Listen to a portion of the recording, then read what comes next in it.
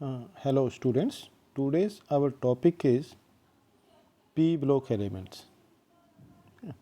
P block elements में हम पढ़ेंगे properties of group 15 elements. हाँ, तो oxidation states and trends in chemical properties ये पढ़ना हमने. Oxidation state and trends in chemical properties of group 15 elements. तो the common oxidation states of these elements are, ठीक है, दैट इज -3, +3 एंड +5. ये तीन कॉमन ऑक्सीडेशन स्टेट होती हैं ग्रुप 15 एलिमेंट की. तो ग्रुप 15 में एक्चुअल में कौन कौन से एलिमेंट होते हैं? नाइट्रोजन, ठीक है, फॉस्फोरस, आर्सेनिक, एंटीमनी Sb से रिप्रेजेंट करते हैं और बिस्मथ Vi. ये मेन एलिमेंट है ग्रुप 15 में बेटा.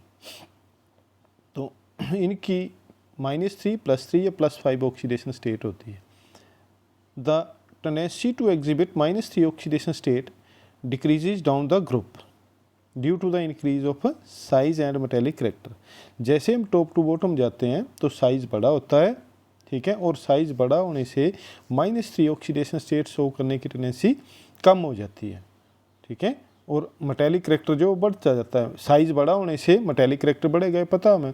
तो -3 ऑक्सीडेशन स्टेट शो करने की टेंडेंसी कम हो जाएगी. क्यों? क्योंकि एक्चुअल में माइनस तब शो करते हैं जब अपनी तरफ अट्रैक्ट करने की टेंडेंसी होगी. तो अट्रैक्ट करने की टेंडेंसी कम होगी. जैसे जैसे साइज बड़ा होगा, न्यूक्लियस से दूर जाएंगे, टेंडेंसी कम हो जाएगी अपनी तरफ इलेक्ट्रॉन को अट्रैक्ट करने की. तो -3 शो करने की कम हो जाएगी टेंडेंसी, और +3 या +5 शो करने की टेंडेंसी बढ़ जाएगी. देखो, in fact last member of the group that is bismuth hardly forms any compounds in -3 oxidation state. ठीक है, बिस्मथ तो -3 ऑक्सीडेशन स्टेट में कोई शो ही नहीं करता कोई compound. The stability of +5 oxidation state decreases down the group. और +5 ऑक्सीडेशन स्टेट शो करने की टेंडेंसी भी डाउन द ग्रुप जो है वो कम हो जाती है. पहले बढ़ती है फिर कम हो जाती है. देखो, the stability of +5 oxidation state decreases and that of +3 oxidation state increases due to inert pair effect. ये चीज़, अब due to inert pair effect क्या होता है? ये पहले भी पढ़ा है, ऑलरेडी बताया है, every one of you know about it, कि इनर्ट पेयर इफेक्ट होता है बेटा non availability of the inner s electron to take part in bond formation. जो इनर एस ऑर्बिटल के जो इलेक्ट्रॉन होते हैं वो बॉन्ड फॉर्मेशन में पार्टिसिपेट नहीं करते हैं, उनकी अवेलेबिलिटी नहीं होती है. तो वो पता है आपको, ऑलरेडी पढ़ाया भी है कि due to poor shielding effect of F and D orbitals, electrons का पुअर शील्डिंग इफेक्ट होने की वजह से न्यूक्लियर चार्ज बढ़ जाता है, ज़्यादा फोर्स से अपनी तरफ अट्रैक्ट करते हैं इलेक्ट्रॉन्स को.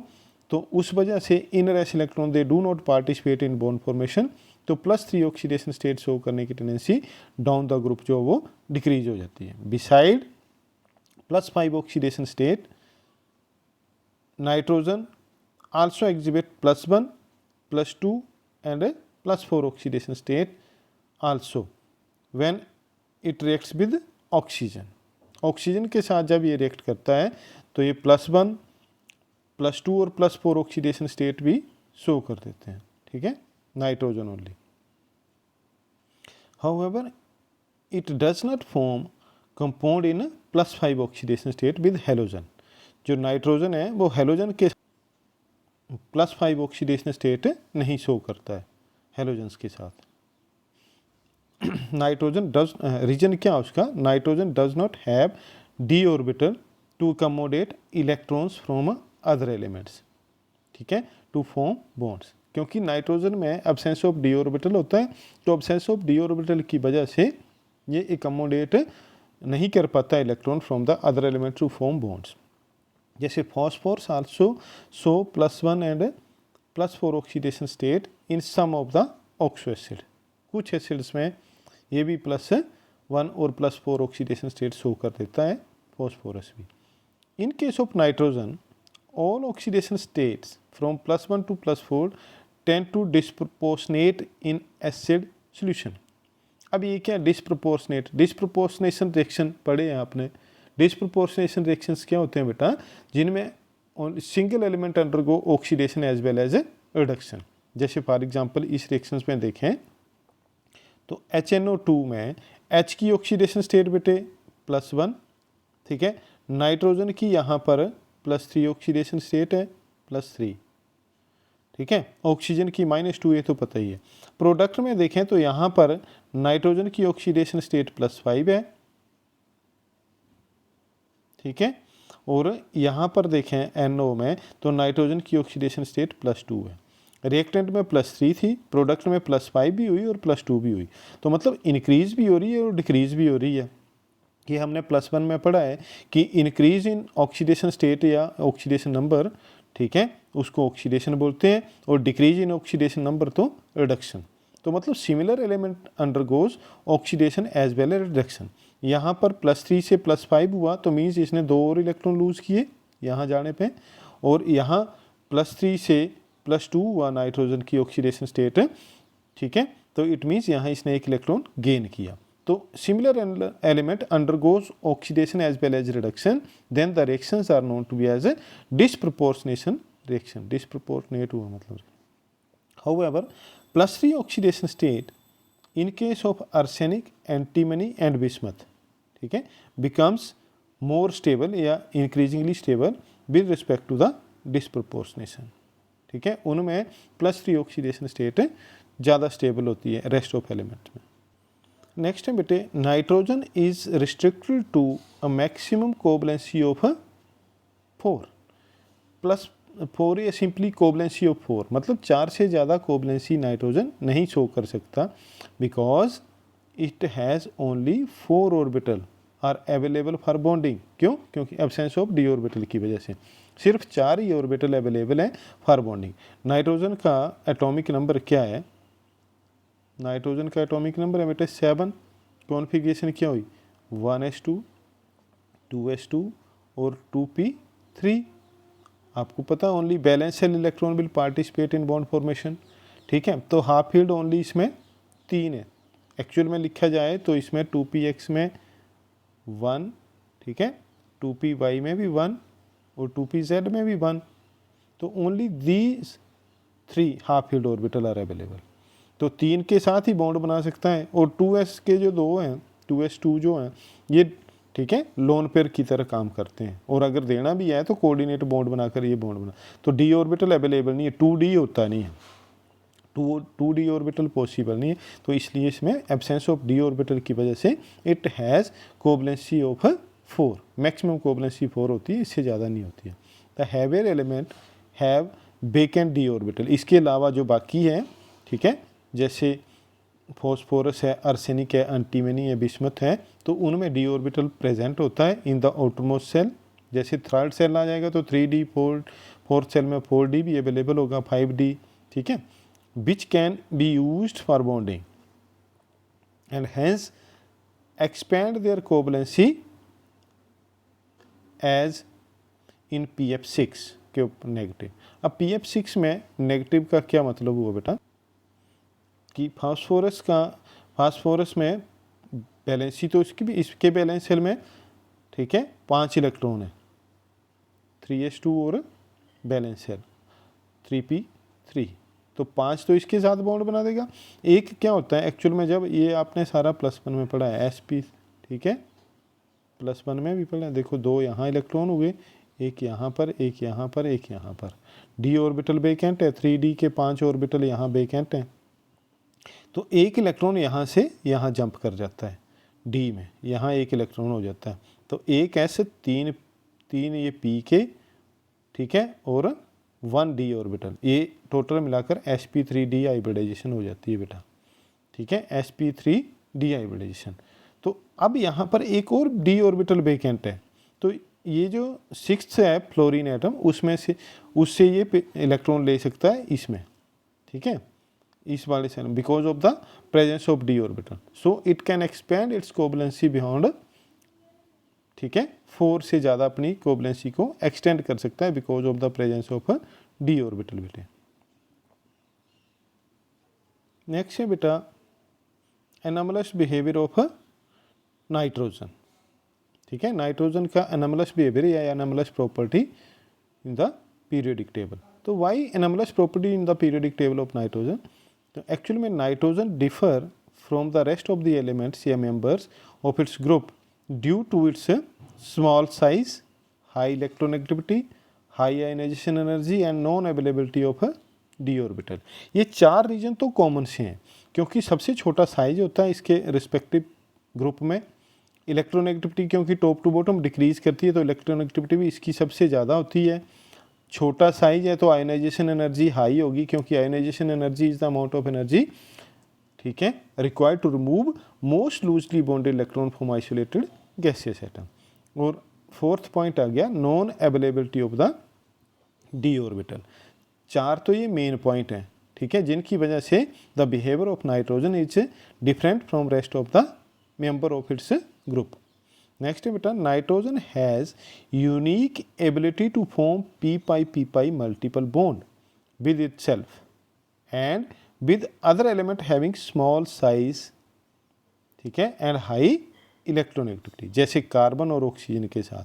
नाइट्रोजन अपने एलिमेंट्स के साथ भी, नाइट्रोजन मतलब नाइट्रोजन के साथ भी n ट्रिपल बॉन्ड n, ठीक है, n ट्रिपल बॉन्ड n बना देता है। नाइट्रोजन में मल्टीपल बॉन्ड फॉर्मेशन टेंडेंसी होती है because of its small size. p में ये आपने पढ़ा है छोटी क्लास +1 में कि साइड वाइज ओवरलैपिंग होती है तो पाई बॉन्ड बनता है और एंड टू एंड ओवरलैपिंग हो तो सिग्मा बॉन्ड बनता है। तो इसमें साइड वाइज ओवरलैपिंग की वजह से और स्मॉल साइज होने की वजह से इसमें पाई बॉन्ड फॉर्मेशन टेंडेंसी है। जबकि जो बड़े साइज़ के हैं जैसे फॉस्फोरस है या आर्सेनिक या एंटीमनी, उनका साइज़ बड़ा हो जाएगा, न्यूक्लियस से डिस्टेंस बढ़ जाएगी तो पाई bond formation side wise overlapping की टेंडेंसी कम हो जाएगी, इसलिए वो मल्टीपल बॉन्ड बनाने की उनकी टेंडेंसी कम है, ठीक है। ये कार्बन के साथ भी बना सकता है, जैसे N में nitrogen N double bond O भी बना सकता है, ऑक्सीजन के साथ भी या इवन कार्बन के साथ भी N डबल बॉन्ड C, इस टाइप से, ठीक है। तो ये मल्टीपल बॉन्ड जो कार्बन के साथ भी बना सकता है, ऑक्सीजन के साथ भी और नाइट्रोजन के साथ तो बना ही सकता है। नेक्स्ट है बेटा, heavier element of this group do not form p bonds, ठीक है, उनकी p बॉन्ड फॉर्मेशन टेंडेंसी कम होती है। तो उसका रीजन क्या कि क्यों हाइवेयर एलिमेंट्स की p बॉन्ड फॉर्मेशन टेंडेंसी कम होती है? As their atomic orbital are so large and diffuse they can not have effective overlapping. ये बता ही दिया आपको पहले कि साइड वाइज ओवरलैपिंग होने के चांसेस कम होते हैं because of their large size. Thus, nitrogen exist as diatomic molecule with triple bond, जैसे अभी बताया पहले 1s और 2p between the two atoms, ठीक है। कंसिक्वेंटली इट्स बॉन्ड एंथैल्पी मतलब बॉन्ड को ब्रेक करने, ठीक है, बहुत ज़्यादा amount of energy required to break a bond, उसको बॉन्ड एंथैल्पी बोलते हैं। Is very high because of the triple bond. 941 kilojoule per mole है, एक मोल को ब्रेकअप करना है तो 941.4 किलोजूल पर मोल चाहिए, ठीक है, very high because of the triple bond formation tendency, ठीक है। ऑन कंट्रेरी टू दिस मतलब इसके बावजूद phosphorus arsenic antimony form single bond, ठीक है। नाइट्रोजन जो है वो नाइट्रोजन के साथ डबल बॉन्ड या ट्रिपल बॉन्ड बनाता है कंपाउंड देखकर, ठीक है, बट जो आर्सेनिक फॉस्फोरस और एंटीमनी वगैरह हैं ये आपस में सिंगल बॉन्ड बनाते हैं। पी सिंगल बॉन्ड पी या arsenic single bond arsenic, antimony single bond arsenic, ठीक है, ये सिंगल बॉन्ड बनाते हैं बेटा। वाइल बिस्मथ, ठीक है, forms metallic bonds in elemental state, ठीक है, ये एलिमेंटल स्टेट में मेटेलिक बॉन्ड बनाता है, ठीक है। मेटेलिक बॉन्ड पता है आपको कैसे बनते हैं? कर्नल्स, ठीक है, और इलेक्ट्रॉन्स के बीच में। However, the single nitrogen bond is weaker than the phosphorus single bond because of a high inter-electronic repulsion of non-bonding electrons owing to the small bond length. As a result, the catenation tendency is weaker in nitrogen. Catenation मतलब self linking property nitrogen में जो वो कम है। Actual में क्या होता है, देखो नाइट्रोजन के ऊपर एक लोन पेयर होता है, यहाँ ये भी लोन पेयर है, ठीक है। जब सिंगल बॉन्ड बनेगा तो इनकी रिपल्सन की वजह से ये जो रिपेल करेंगे ये इसको लोन पेयर बॉन्ड पेयर में रिपल्सन या लोन पेयर में रिपल्सन की वजह से ये बॉन्ड जो है वो वीक हो जाता है।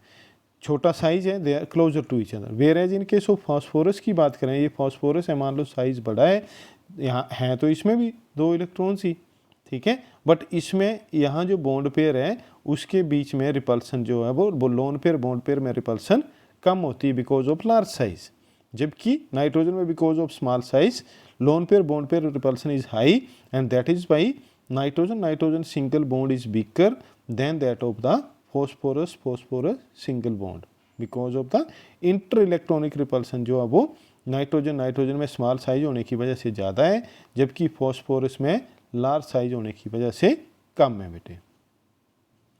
सेकंड फैक्टर क्या है देखो, another factor which effects the chemistry of nitrogen is the absence of d orbital. ये पहले भी डिस्कस किया, ठीक है, कि इसके इट्स बैलेंस सेल, ठीक है, that is in its valence shell d orbital absent है, उस वजह से, ठीक है, वो भी एक फैक्टर है कि इसमें देखो इसके लिए वीकर बॉन्ड होने के लिए बिसाइड रिस्ट्रिक्टिंग इट्स कोवलेंसी 4, 4 से ज़्यादा कोवलेंसी नहीं होती, ये भी बताया।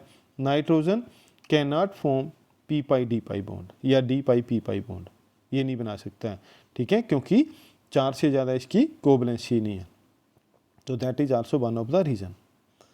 एज हैवियर एलिमेंट्स कैन, जैसे देखो अब R3P डबल बॉन्ड हो तो फॉस्फोरस जो है डबल बॉन्ड O बना सकता है। R3 मतलब एक R, ये R मतलब कोई भी एल्काइल ग्रुप, ठीक है, चाहे इस तरफ लगा दो एल्काइल ग्रुप, या फॉस्फोरस भी बना सकता है, ठीक है, ये देखो यहाँ CH2 भी है आगे, R जो है वो एनी एल्काइल ग्रुप, तो इनकी जो है, ठीक है, p pi d pi bond formation tendency होती है because of the presence of d orbital in case of phosphorus, but ये नाइट्रोजन में ऐसा नहीं होता है, तो ये इस अपनी कोवलेंसी को बियॉन्ड 4 जो वो इंक्रीज नहीं कर सकता। इसमें 5 हो गई, एक देखो एक यहाँ आ गया, एक ये आ गया, एक ये आ गया, 3 और 2 डबल बॉन्ड ऑक्सीजन के साथ हैं, तो टोटल कोवलेंसी जो है वो 5 हो गई यहाँ पर, ठीक है।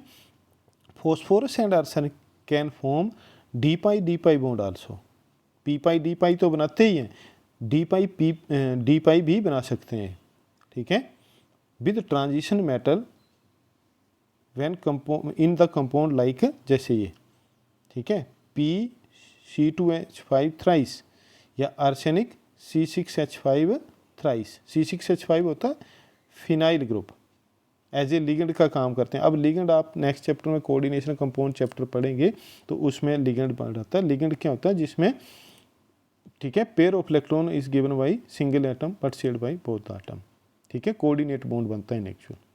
ओके बेटा, थैंक यू।